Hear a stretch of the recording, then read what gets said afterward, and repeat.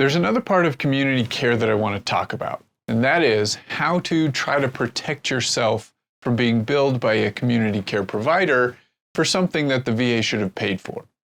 And to make sure we're all on the same page here, I want to say I'm not talking about emergency medical care, and I'm also not talking about urgent care. What I'm talking about is what I guess you'd call more routine medical care.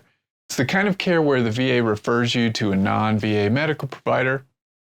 And if you live in a rural area, this might be all of your care through the VA.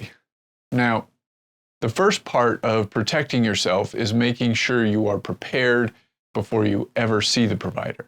And this really has two steps. Step one is to make sure you have a copy of the VA authorization. And I talked about that in the last video. Step two, you know how you go to any medical provider and the first thing they do is hand you a clipboard with a bunch of forms. Try to get those forms ahead of time. These days, most providers will already be emailing them to you anyway. Take the time to read through those forms. You're going to find one in the stack that talks about who's going to pay. And more importantly for you, who's going to pay if the VA doesn't pay. And I'm going to guess that 99 times out of 100, there's going to be a statement in there that says something like, if the VA doesn't pay, you will be responsible. Now, once you've found that statement, call the provider and talk to them about it. And when you call them, always be calm and polite. I don't care how rude they are, take the high road every time. Now, again, when you call them, I suggest you start with something like this. I found this statement in your form. It sounds like I will have to pay for this if the VA doesn't. I don't feel comfortable signing this because I can't afford to pay. That's it. It's short, simple, polite, and it lays everything out. They will probably say something like, the VA usually pays, but sometimes they don't, and this is just our standard policy, and I'm sorry, but we have to have it in there. And you know, on some level, I can appreciate that sometimes they have trouble getting the VA to pay. Maybe in that regard, they aren't so different from us veterans. But the fact remains, if you can't pay, you can't pay. Politely stick to your guns. Ask if they will see you anyway if you don't sign that form. If the answer is yes, you're good to go. If the answer is no, you have a choice to make. The first part of that choice is to call the VA community care team.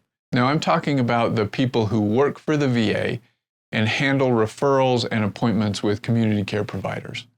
Their contact information should be on the authorization documents you have. If not, start by calling whatever number you use to call your primary care team. Now, when you get a hold of the community care people, tell them that the provider is asking you to sign a document making you financially responsible if the VA doesn't pay. And tell them you can't sign it because you can't afford it. Then ask if there's another provider you can try.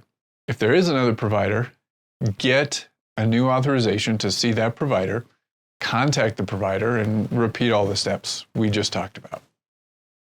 If there is no other provider, then you have to ask yourself how important this issue is to your health and your life. This medical issue may be important enough that you sign that form and see that provider anyway, and just take the risk that if the VA doesn't pay, they will bill you for it. Not the VA, the provider will bill you for it. And that's a choice you have to make yourself. I can certainly see situations where I would take that risk. All right, I'm about to wrap it up, but I want to add a few more things.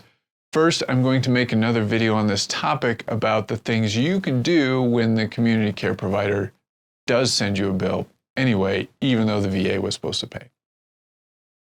I was going to try to get it all in this video, but as you guys know, I don't like to make long videos, and this one is already on the long side for me. Second, I want to say that I've gone through all the steps I've described in this video. I got a referral to a provider. I called them and told them I didn't want to sign this form that said I would have to pay if the VA doesn't.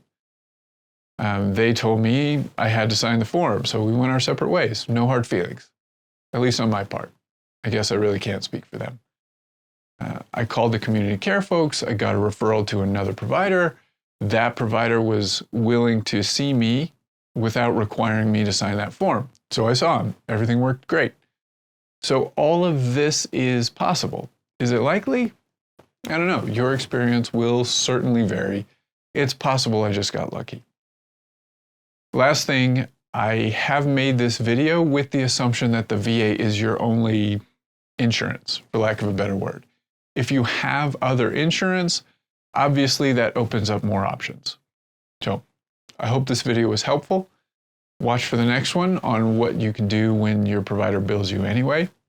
If you want me to help you with your VA disability claim, you can reach out to me through the links below. I realize I'm very hard to get a hold of lately. You guys are keeping me busy. I'm very grateful for that. I wish I could help more veterans. But in any case, I'm Al Walsh, a veteran who likes to help other veterans. Thanks for watching.